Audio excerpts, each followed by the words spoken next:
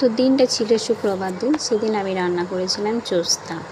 তো চোস্তা কার কার পছন্দের খাবার আর কে কে খাও না সেটা সবাই কিন্তু কমেন্ট করে জানাবেন। তো নমস্কার, আমি শিখা, আমার নতুন আর একটা ভিডিওতে সবাইকে স্বাগত। তো সবাই কেমন আছেন? আশা করি সবাই ভালো আছেন, আমিও ভালো আছি। তো জানো তো, আজকে ফার্স্ট টাইম আমি বাড়িতে চোস্তা রান্না করব। কারণ এর আগে আমি খেয়েছি, আমি মাসির বাড়িতে, মামার বাড়িতে খেয়েছি, কিন্তু আমি কোনো দিন আমাদের বাড়িতে রান্না করিনি।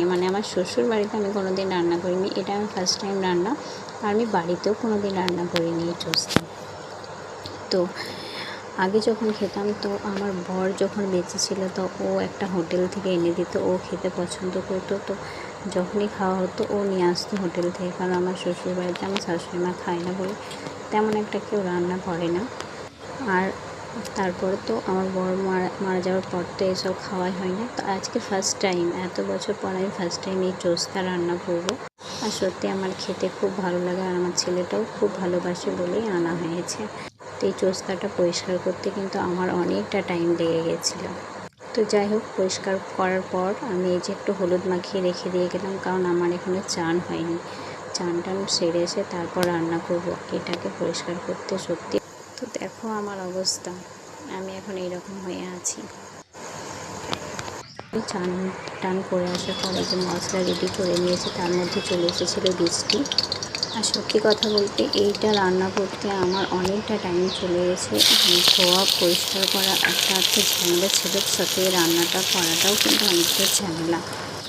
এটা আমি কোনো দিনই নিজের হাতে রান্না করিনি বলতে। তো দেখা যাক, আজকে ফার্স্ট টাইম রান্না করছি, কেমন হবে আমি জানি না। ঠিকঠাক রান্নাটা করছি নাকি সবাই একটু কমেন্ট করে জানাবেন। তো আমি কিছুটা আলুও দিয়েছিলাম, তো আলুগুলোও আমি ছোটো ছোটো করে কেটে নিয়েছিলাম। আর চোস্তার মতন ডিমটাকে, চোস্তাটা যেমনভাবে কেটেছিলাম সেরকমভাবে আমি আলুগুলোকেও কেটে নিয়েছিলাম বেশ ছোটো ছোটো করে।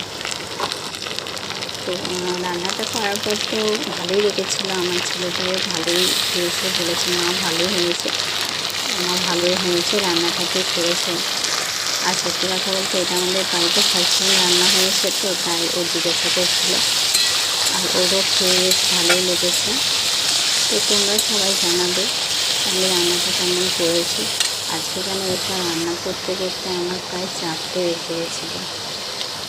4টে বেজে যাওয়াতে আমার ছেলেটাও স্কুল থেকে বাড়িতে চলে এসেছিল, তাই ও আর আমি একসাথে খাবার খেয়ে আমি গেলাম সেলাইয়ে, আর ও চলে গেল টিউশন।